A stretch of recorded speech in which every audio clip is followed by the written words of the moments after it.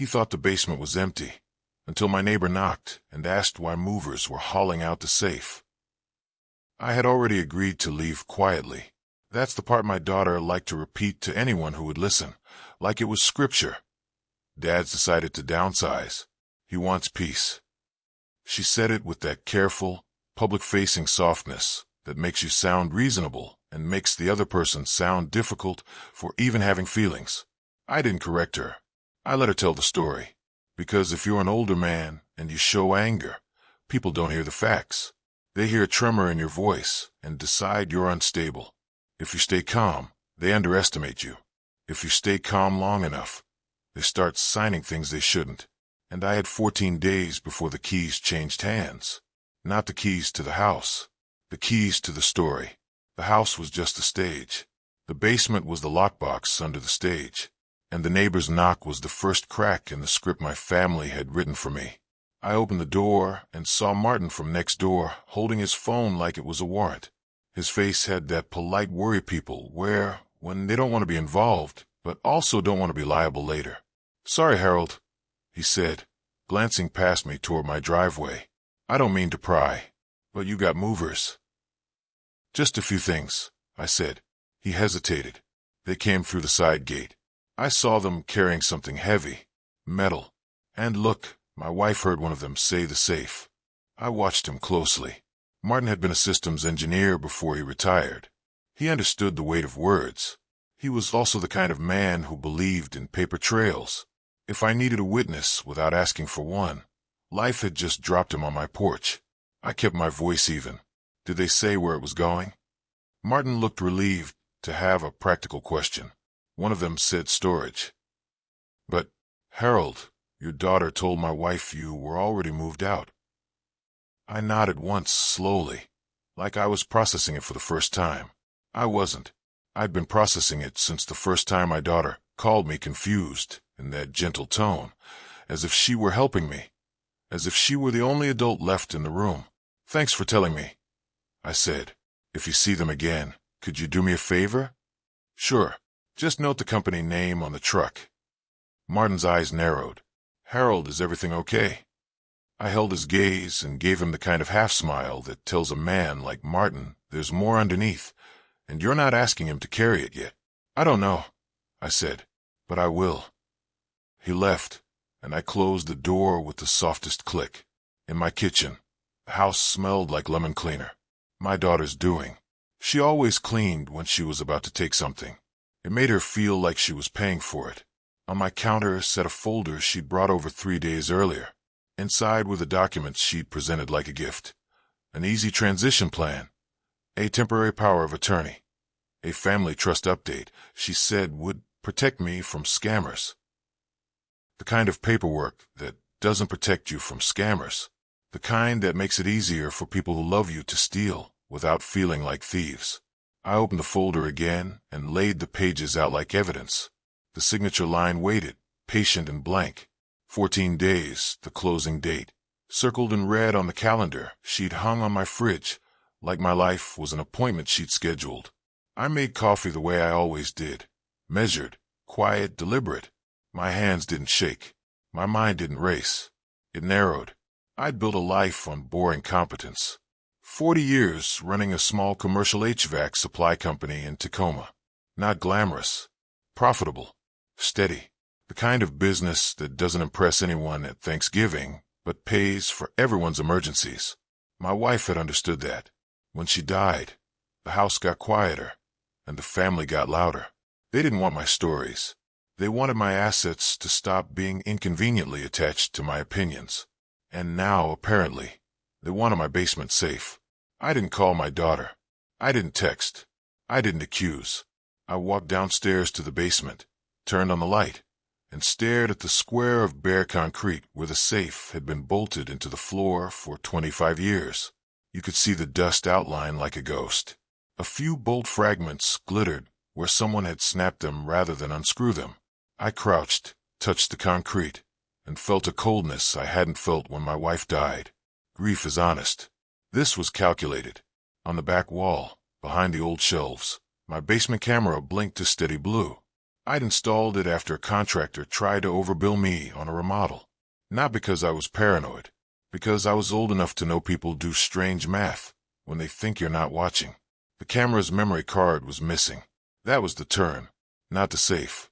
The missing card, because whoever took it knew enough to cover their tracks, which meant this wasn't helping Dad downsize. This was a plan. I stood up slowly. In my chest, something settled into place. A decision, heavy and quiet. I didn't need to guess anymore. I didn't need to hope. I needed receipts. Upstairs, I went to my desk and opened my laptop. I didn't rage type. I didn't slam drawers. I pulled up my bank accounts, my investment statements, my business operating agreement, documents I'd read for decades, like some men read the sports section. And then I did what older men like me do when we're finally forced to play offense. I started a folder, not for revenge, for truth. I named it with the date, plain, neutral, and I set a new deadline on my calendar, not her closing date. Mine, 14 days. I would be out of the house by then, yes, but not the way she thought. That afternoon my daughter came over with her husband, Evan. Evan always wore a concerned expression, like it was part of his face. He worked in corporate HR, which meant he knew how to sound supportive while removing you from the building. They walked in without knocking, carrying bags of groceries they hadn't asked me if I wanted. My daughter set them on the counter and sighed, looking around like she was measuring the place for the next owner. "Dad," she said softly, "we're just trying to make this easier." I watched her hands, manicured, confident. The ring on her finger was newer than it should have been. Not my business, unless it was funded by mine. Evan gave me a small nod. "Hey, Harold." "Evan," I said. My daughter opened her folder like a nurse opening a chart. "So, we talked to the realtor. The buyers are flexible, but they really want to keep the closing date. It's in 2 weeks. "I know," I said. She blinked, caught off guard that I didn't argue. She wanted resistance. Resistance justified force. Evan stepped in. We also spoke to a care coordinator. "Assisted living isn't a bad thing, Harold. I'm not moving into assisted living," I said quietly. My daughter's smile thinned. "Dad, you agreed." "I agreed to look," I corrected. She held her hands up. Okay, let's not get stuck in semantics." Semantics. The word people use when they want to change the meaning of something you said. She slid the papers toward me. "This is just temporary. Power of attorney. Just in case. It lets me handle the closing, so you don't have to deal with the stress." My eyes moved over the page. Durable power of attorney. Broad authority. Real estate transactions. Banking. Securities. Business interests. Not temporary. A switchblade wrapped in tissue paper. Evan leaned closer, voice low and gentle. "It's for your protection." I looked at him. "From who?" He hesitated. He wasn't used to being asked questions he couldn't smile through. My daughter laughed lightly. "Dad." I didn't laugh back. Then I asked the question I already knew the answer to. "Where's the safe from the basement?" The kitchen went very still. My daughter's face froze for a fraction of a second. An involuntary pause the body does when the mind is calculating. "What safe?" she said. Evan's eyes flicked to her. A micro-movement. Confirmation. I took a sip of coffee. Let the silence do its job. "You know," I said, "the safe. The one bolted to the floor." My daughter's tone sharpened. "Dad, that's exactly what we're talking about. You get stuck on things. There was no safe. There was a cabinet down there. You're mixing things up again." She said again, like it was a diagnosis. Evan put a hand on the back of a chair, not sitting, ready to leave if needed. That's what people do when they're lying. They stay mobile. I nodded slowly, like I was considering her version. "Maybe I am." My daughter relaxed slightly. She thought she'd landed it. Then I reached into my pocket and placed something on the table. A bolt fragment from the floor. Not dramatic, just metal. Her eyes dropped to it. She didn't touch it. She didn't have to. "You're right," I said. "Maybe I am mixing things up." I let that hang, and I watched her decide, in real time, whether to push harder or retreat. She chose harder. "Dad," she said, voice trembling with performative patience. "This is what I mean. This paranoia. It's not healthy. It's why we need the paperwork. So we can help you. I didn't correct her. I let her say the word paranoia. Because later, in the right room, with the right people, that word would come back like a boomerang. They left 10 minutes later, frustrated but still smiling like they were doing charity work. My daughter kissed my cheek with cold affection and said, "Please sign it, Dad. We don't have time." Evan added, "We just want what's best." I stood in my doorway and watched their car pull away, and I whispered to the empty air, not as a threat, but as a promise. Neither do I. That night I drove to my office, not the flashy kind, just a small industrial unit near the port of Tacoma, with shelves of fittings and coils, and a desk that had seen more invoices than family photos. The company was still running. I'd stepped back, put my foreman Luis in charge of day-to-day operations. Luis was loyal in the way men are loyal when you've paid them fairly and never asked them to lie. He looked up when I walked in. "Boss, everything okay?" I took off my coat. "I need a favor." He frowned. "Sure. I need you to pull the last 6 months of vendor payments and check if anything looks off. Any new accounts. Any unusual transfers." Luis didn't ask why. He just nodded once. "I'll do it." I went into my office and unlocked the file cabinet my daughter didn't know existed. Not because it was hidden, because she'd never cared about how anything worked. Just what it was worth. Inside were the documents that mattered. The operating agreement. The buy-sell clause. The board rules for the small advisory board I had created years ago. 2 independent members, plus me. People laughed when I formed it. For a small business, they said. Yes, because small businesses get eaten by large personalities. The agreement was simple. Any transfer of ownership interest required unanimous board approval and a specific notarized form filed with our attorney. No form, no transfer. No matter what a power of attorney said. I ran my fingers over the paper like it was an old friend. The leverage was already there. It had been sitting in a drawer for years, waiting for the day my family decided I was weak. I wasn't weak. I was tired. There's a difference. My phone buzzed as I sat down. A text from my daughter. "Realtor says we need signed POA by Friday, or we risk losing buyers." Friday. A smaller ticking clock inside the larger one. I stared at the message and felt something almost like gratitude. She was giving me her timeline. She thought she was pressuring me. She was actually narrowing her own escape routes. I typed back. Understood. I'll review. Then I did something I hadn't done in a long time. I called my attorney. Not the kind you hire when you're panicking. The kind you keep on retainer because you've been in business long enough to know panic is expensive. Her name was Denise Harmon, 50-something. Sharp, quiet, the kind of woman who doesn't waste words because she knows words become evidence. "Harold," she said when she answered. "To what do I owe the pleasure?" "I need an appointment," I said. "Tomorrow morning. And I need discretion." A pause. "You sound calm." "I am. Then it's serious," she said. "Yes." She didn't pry over the phone. She just said, 9 a.m. bring everything. After I hung up, I walked out into the warehouse and stood among the shelves. This was my real home. Not the house my daughter wanted to sell for the neighborhood prestige and the equity. This building held my life's work. My name on the lease. My relationships with contractors who trusted my word more than any contract.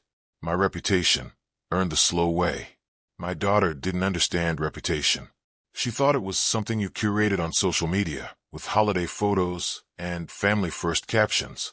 I understood it as the thing that survives you. And if she wanted to weaponize my age against me, she was going to learn that I had spent decades weaponizing paperwork against people who thought feelings mattered more than signatures. The next morning, Denise's office smelled like coffee and printer toner. She greeted me with a firm handshake and no sympathy. I appreciated that. Sympathy makes people sloppy. We sat. I laid out the pieces. The missing safe, the documents, the push to sign, the closing date in 14 days, the way my daughter used words like confused and paranoia like they were tools. Denise listened, eyes steady. When I finished, she said, "First question, are you mentally competent?" "Yes," I said. And if you need a doctor to confirm it, I'll get one today. She nodded. Good. Second question, what was in the safe? I met her eyes. The original trust documents, stock certificates, a flash drive with business backups, and a notarized letter from my late wife. Denise's face didn't change, but her gaze sharpened. A letter about what? About what she suspected my daughter would do. I said. Denise exhaled once through her nose. Your wife was a smart woman. She loved our daughter, I said, but she saw her. Denise tapped her pen. The safe is gone. The memory card is gone, but you're not empty-handed. I slid something across the desk. A second camera, a cheap one, hidden in a box of old paint cans. My backup. Its footage uploaded to the cloud automatically. I'd installed it after my son-in-law made a joke about old men hiding cash in basements. Denise clicked the file open on her screen. There was my daughter, wearing gloves like she was in a crime show, directing two movers. There was Evan, standing by the stairs, looking around like he knew exactly how wrong it was. The audio wasn't perfect, but it didn't need to be. My daughter's voice came through clear enough. Just take it. He won't even notice. If he asks, we say there wasn't a safe. He forgets things. Then Evan quieter. Are you sure this is legal? My daughter. It's family. Denise paused the video and looked at me. You understand, she said, that this is theft. Yes, I said. And you understand, she continued, that if you pursue this criminally, your relationship with your daughter is likely over.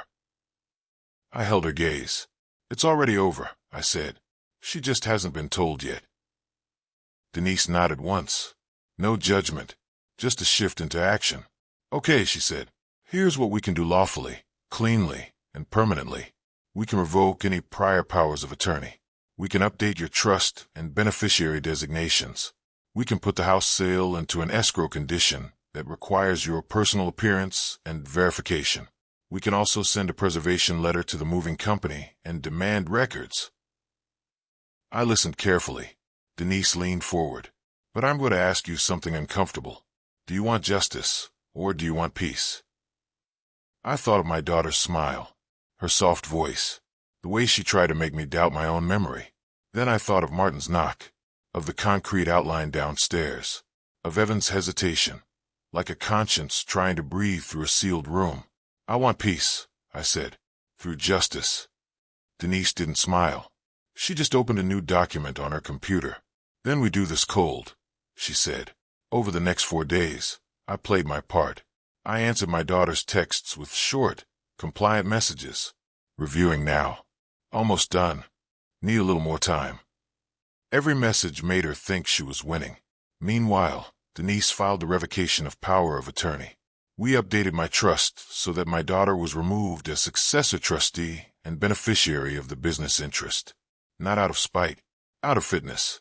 We structured it so the proceeds from my estate would go into a charitable remainder trust benefiting my grandchildren for education and health, managed by a professional fiduciary, not family. My daughter could no longer reach it with smiles and pressure. That was the double story. On the surface, I was an old man dragging his feet. Underneath, I was moving the entire foundation out from under her. On day 5, Luis called me back. Boss, he said, voice tight. We found something. What? 3 payments. New vendor. Soundview Consulting. 10 grand each. Paid from the business account. My throat stayed calm, but my mind sharpened. Who authorized them? Luis hesitated. They were approved through the online portal. The login used your credentials. Of course it did. I said quietly. Print everything. Don't confront anyone. And change no passwords yet. Luis exhaled. Okay. I hung up and stared at my computer screen. Soundview Consulting. I opened a new tab and searched the state business registry. The address matched Evan's brother's home. It wasn't sophisticated fraud. It was the kind of fraud people commit when they believe family ties are a legal shield. I leaned back in my chair and felt something settle deeper. This wasn't just about the house or the safe. They'd started siphoning from the business while telling themselves it was advance inheritance. They were testing boundaries, seeing what they could take without consequence. And now they were on a deadline, trying to secure the house sale before anyone noticed the business bleed. I didn't correct them. I let them keep pulling, because every transfer, every lie, every signature trail was building the case for me. Day 6, my daughter invited me to dinner. Just us, she said over the phone, voice bright. No pressure. I miss you. I almost laughed. Almost. But I said, all right. Her house was in a new development, all gray siding and curated landscaping. Inside, everything was staged like a listing. Family photos placed strategically, not lovingly. She hugged me too tightly, like she wanted the neighbors to see through the windows. Evan poured wine for himself and water for me, like I'd been demoted. Dinner was roasted chicken and polite questions. How are you sleeping? Are you eating enough? Have you thought about the facility? I answered calmly. Then my daughter leaned in, voice soft. Dad, she said, about the safe, if you're worried about valuables, you should let me hold on to things. You shouldn't have important documents lying around. I set my fork down, looked at her. I agree, I said. Her eyes warmed. She thought she'd won a concession. I'll handle the important documents, I continued. From now on, Evan shifted in his chair. My daughter's smile stayed in place, but tightened at the corners. Of course, that's what we're trying to do. We're a team. I nodded. Yes. I didn't say the rest out loud. Teams have rules, and I was about to change hers. On day 7, Martin knocked again. This time, he didn't bother with polite hesitation. Harold, he said. I got the truck name. I took a photo. He held out his phone. The moving company logo was clear. So was the license plate. Thank you, I said. Martin lowered his voice. Your daughter told my wife you're not doing well. That you're forgetting things. I looked at him. Did you believe her? Martin's jaw tightened. No, not after the safe.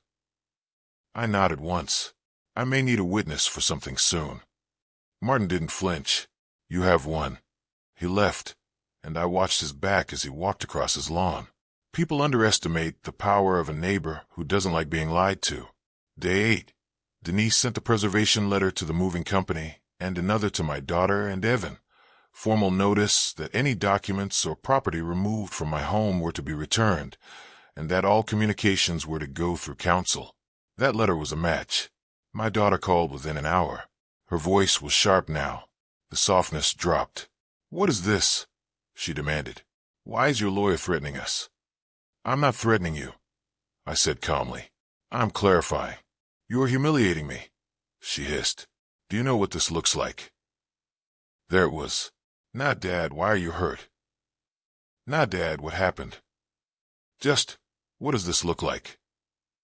I said, it looks like someone took something that wasn't theirs. Her breath hitched.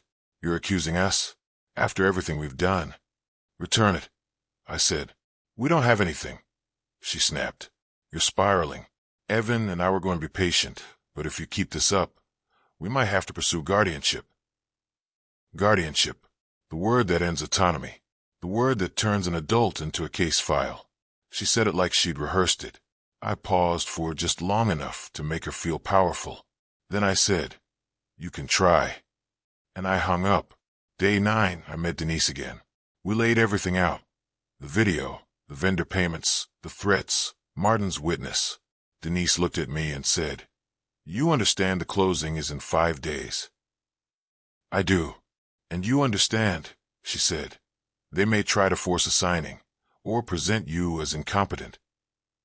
I understand. Denise nodded. Then we control the stage. She scheduled a family mediation meeting at her office for day 12. She invited my daughter and Evan under the pretense of resolving misunderstandings before closing. They agreed immediately. Of course they did. They thought it would be a performance where they could look reasonable and I could look old. Denise also arranged a capacity evaluation with the geriatric specialist on day 10. Voluntary. Documented. Clean. I passed easily. The doctor said, you're sharp. I said, Thank you. Then I asked Denise to do one more thing.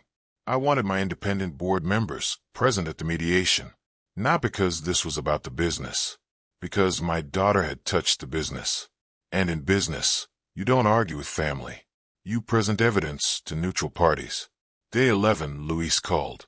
Boss, he said, I found something else. What? There's an email thread. Evan requested vendor setup for SoundView. He used his work email. Luis sounded sick. He wrote, "We need this before the house closes." I closed my eyes for a moment, not in pain, in acceptance. Evan wasn't just a passenger. He was a participant. I said, "Print it. Send it to Denise." Then I added, "And Luis." "Yeah, thank you for doing this quietly." Luis's voice steadied. "You treated me right, boss. That's all." Day 12 arrived like weather. No drama, just pressure in the air. Denise's office conference room was bright and too clean. The kind of room where lies feel small because the table is polished and the chairs are expensive and everything is designed for accountability. My daughter came in first, dressed like she was going to church. Evan followed, carrying a leather folder like a shield. They smiled. Big smiles. Denise stood.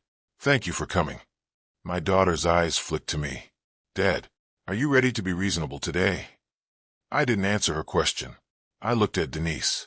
"Yes." Denise gestured to the seats. At the far end of the table sat my two board members, a retired CPA named Glenn and a former judge named Marisol.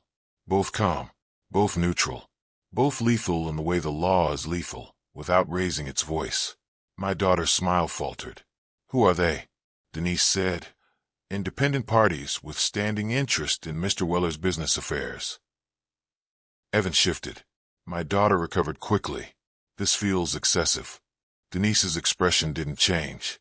So does removing a bolted safe from someone's home. Silence. My daughter laughed lightly. "We already addressed that. There was no safe." Denise turned her laptop toward them and pressed play. The video filled the room with my daughter's voice. "Just take it. He won't even notice. If he asks, we say there wasn't a safe. He forgets things." Evan's voice quieter. "Are you sure this is legal?" My daughter. "It's family." Denise paused the video on my daughter's face mid-sentence. In the still frame, she looked like someone else. Not a caregiver. Not a concerned daughter. Just a woman wearing gloves. My daughter's mouth opened, then closed. Her eyes darted to Evan. Evan's face went pale in stages, like his body was trying to deny oxygen to his own guilt. Denise slid a stack of papers across the table. "These are vendor payments from Mr. Weller's company," Denise said, "to SoundView Consulting, a company registered to Mr. Turner's brother's address." Evan swallowed. "That's..." Denise held up a hand. "And this is an email from Mr. Turner stating, quote, 'We need this before the house closes.'" My daughter's voice turned sharp. "This is insane. You're turning this into..." Denise cut in calm. "No, your father isn't turning anything into anything. He's documenting what already happened." My daughter looked at me then, eyes shiny with anger and something else, fear. "Dad," she said, voice trembling, "you're doing this to me?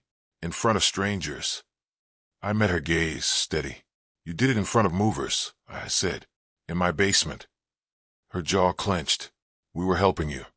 Marisol, the former judge, spoke for the first time. Her voice was quiet, and that made everyone listen. "Helping someone doesn't require gloves," she said, "and it doesn't require gaslighting." The word landed cleanly. Glenn, the CPA, added, "And helping doesn't involve siphoning from a business account." My daughter's eyes flashed. "That business is going to be mine someday." I tilted my head slightly. "Not anymore." Denise slid one final document forward. "This is the updated trust," she said. "Executed legally. Witnessed. Notarized. Mr. Weller is competent. Verified yesterday." My daughter reached for the document like she could change it by touching it. Denise stopped her with a finger on the page. "You can read it. You cannot alter it." My daughter's voice dropped to a whisper, venomous. "You're taking my inheritance." I looked at her, not with hatred, with recognition. I'm taking your access, I said. Evan finally spoke, voice cracking. Harold, please. We can fix this. I nodded once. You can start by returning what you stole. Denise said, if the safe contents are returned within 48 hours, Mr. Weller is willing to resolve the matter civilly. If not, we proceed with police reports, restraining orders, and civil claims. Additionally, the business will pursue fraud recovery. My daughter stared at Denise. You can't do that. Denise's eyes were calm. I can, and we will. My daughter's breath came faster. She looked at me again, pleading now, switching tactics. Dad, think about the grandchildren. Think about what people will say. I leaned forward slightly, and I gave her the truth in the same calm tone I'd used to teach her how to ride a bike. People will say what you gave them to say, I said. You told them I was confused. Now they'll learn you were lying. That was the moment her face changed, not into remorse, into calculation. She stood abruptly. We're done here. Denise nodded. No, you're informed here. Evan grabbed his folder, hands shaking. My daughter walked out first, head high, as if she was leaving a bad restaurant. Evan followed, not looking at anyone. When the door closed, the room felt warmer. Denise turned to me. You okay? I exhaled slowly. Yes, Marisol said. You did the right thing. I nodded. I did the necessary thing. Day 13, the safe was returned. Not by my daughter. By Evan. He showed up at Denise's office alone, eyes red-rimmed, carrying the safe contents in a plastic storage bin like it was toxic. He didn't try to justify it. He didn't try to bargain. He said only, I'm sorry. Denise accepted the bin and had him sign an affidavit. Acknowledgement of removal, authorization, vendor fraud involvement. Clean, written, a record that didn't rely on emotion. Evan signed it without reading it twice. I wasn't in the room. That was intentional. I didn't need to see him apologize. I needed him to document. That evening, my daughter called me. Her voice was small now. Not tender, just diminished. So that's it? She asked. You're really doing this? I'm doing what I should have done earlier, I said. You're punishing me. I paused. Consequences aren't punishment, I said. They're reality. She was quiet. Then she said, You're going to ruin my life. I looked around my emptying house. The walls were bare in places where frames used to hang. The air had that echo it gets when a home stops being lived in. I'm not ruining your life, I said. I'm ending your access to mine. She hung up. Day 14, the closing date. I went to the attorney's office one last time. Not to sign the papers, to stop them. Denise had filed an escrow hold based on identity verification requirements and the pending property dispute. The buyers were angry, but they weren't stupid. They'd seen enough lawsuits to know when to step back. The sale didn't go through. My daughter's plan collapsed on the exact day she'd circled in red. She'd built her timeline around my compliance. She hadn't accounted for my patience. I moved out that afternoon into a smaller condo I'd purchased quietly months earlier under an LLC Denise set up. Clean, legal, private. My daughter didn't get the address. The business stayed in my control. The fraudulent payments were recovered through civil demand and bank cooperation. Soundview Consulting disappeared as quickly as it had appeared, but the paper trail didn't. Evan's affidavit made sure of that. My daughter tried, briefly, to rally family against me. She sent texts, posted vague messages about elder abuse and toxic parents. But vague messages don't hold up against video, against bank records, against signed admissions. People didn't have to choose sides based on feelings. They could choose based on facts. And facts are quiet. They spread anyway. A week later, Martin saw me carrying boxes into my new place and raised a hand in greeting. He didn't ask questions. He didn't offer opinions. He just said, Looks like you landed on your feet. I nodded. I did. He glanced at the boxes. Everything important? I thought about the letter from my wife, now back where it belonged. I thought about the trust documents, the business agreements, the things that mattered because they were real, not because they looked good in a family photo. Yes, I said. Everything important. That night, I sat alone in my new living room and opened my wife's letter. Her handwriting was steady. She had written, years ago, what she feared would happen. Then she wrote something else. Don't confuse love with access. I read it twice. Then I folded it carefully and placed it in a drawer I controlled. Justice, served cold, isn't loud. It doesn't require shouting. It doesn't even require revenge. Not the way people imagine it. It requires clarity and the willingness to let someone face the consequences of the person they've already chosen to be. If there's a lesson in any of it, it's this. When someone tries to take your dignity quietly, you don't fight them loudly. You outlast them, on paper, in daylight, until the truth becomes unavoidable.